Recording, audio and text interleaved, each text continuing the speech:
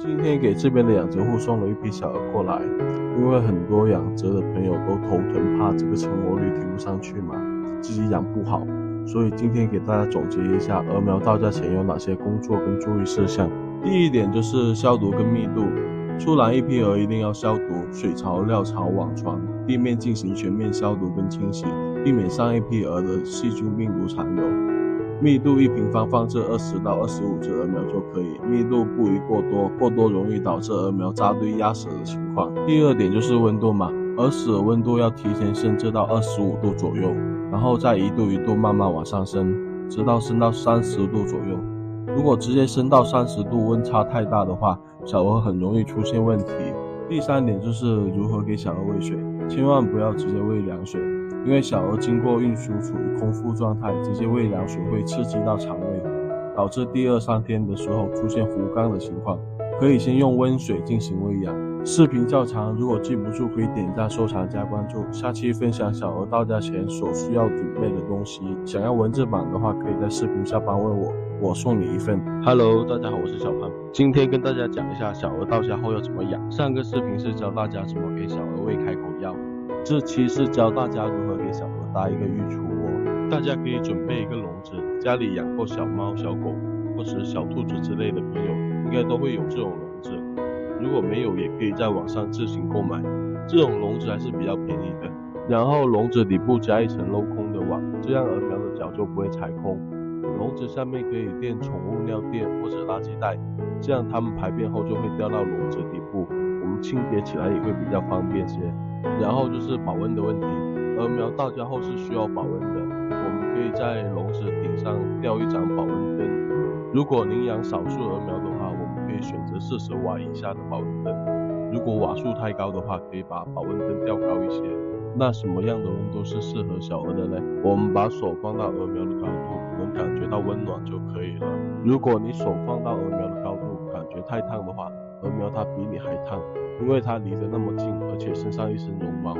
这个时候就要把灯吊高些，或者说放块纸板可以挡住光线，这样小鹅感觉到热的时候可以到阴凉的地方休息。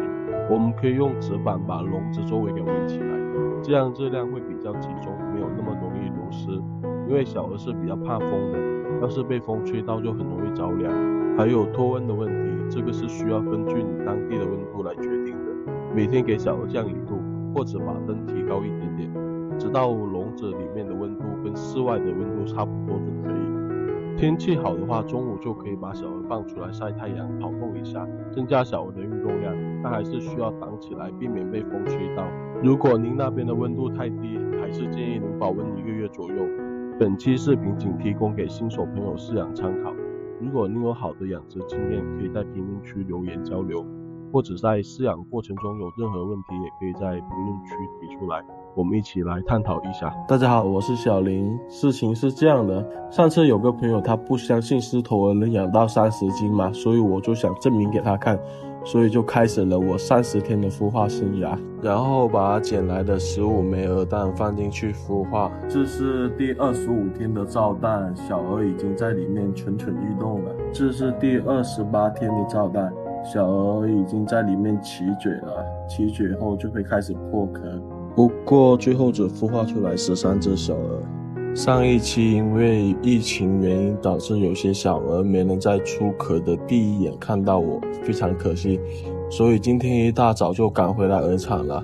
小鹅今天已经出壳2天了，昨天老林也给小鹅们喂过水了，所以今天准备给小鹅第一次喂食。首先我们先到田园摘点青菜，因为刚出壳不久还不能吃菜骨，只能吃菜叶，所以我们要先把那个青菜骨给它摘掉，然后把那个青菜叶弄碎，然后再去搅拌一点那个小鸡饲料就可以了。等会儿吃完后就放它们晒一会太阳，因为现在还不能让它们吹到风，要不然的话就会感冒。因为我们老家这边的天气是比较暖和的，中午也只有20到28度左右，所以中午是不用保温灯，所以才敢把它们放出来。晚上就得用保温灯了。有养鹅的朋友千万记得不要让小鹅感冒哦。等再过几天再带它们出去溜一溜，让它们见识一下外面的广大天地。接下来就要开始我为期6个月的喂养生活了。要是你们养殖或者孵化期间有什么问题，也可以私信我，我这边会给您解答的。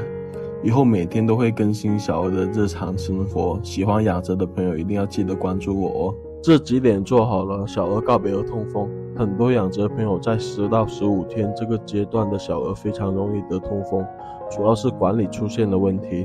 那我们要怎么去解决呢？听之前大家可以先点一下右边红心跟加号收藏起来。第一点是看温度和湿度，1个礼拜之前温度保持在30度左右，不管白天还是晚上都要给它保持恒温。1个礼拜之后1天降1度，具体要看鹅群状态，以不扎堆不把水洒在身上，毛不湿为准，这个是最适宜的温度。湿度的话，不管白天还是晚上都要给它控制在45到50之间，最高不能超过65。着重注意后半夜凌晨12点到2点之间，这个时间的湿度是很容易大的。第二步是控料换料，用50%的饲料跟50%的青菜叶这2种掺在一起搅拌，早中晚各喂1顿。视频较长，如果你记不住或者怕忘记，可以点上收藏加关注。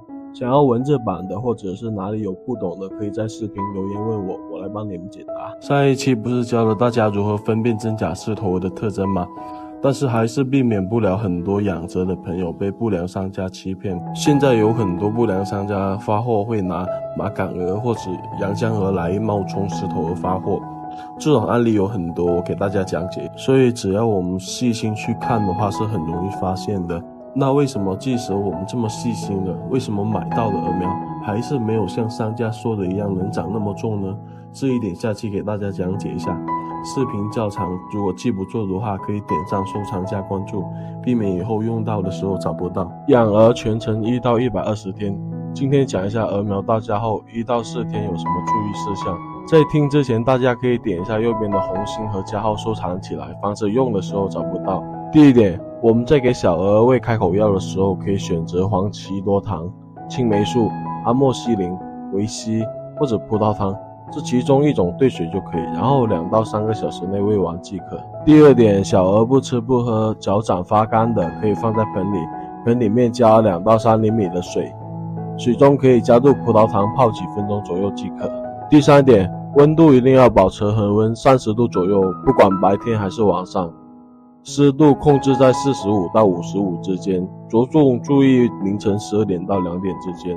第四点，给小鹅喂料，可以用50%的小鸡饲料加50%的青草、青菜剁碎，混合均匀，2个小时喂一次，少天晴天即可。第五点，挑鹅，把大群里面明显弱雏挑出来，边养边挑，1个礼拜过后把明显不长个的都挑出来，和大群隔离开来，单独喂养。如果您记不住想要文字版的话，可以在评论区留言，免费送您1份。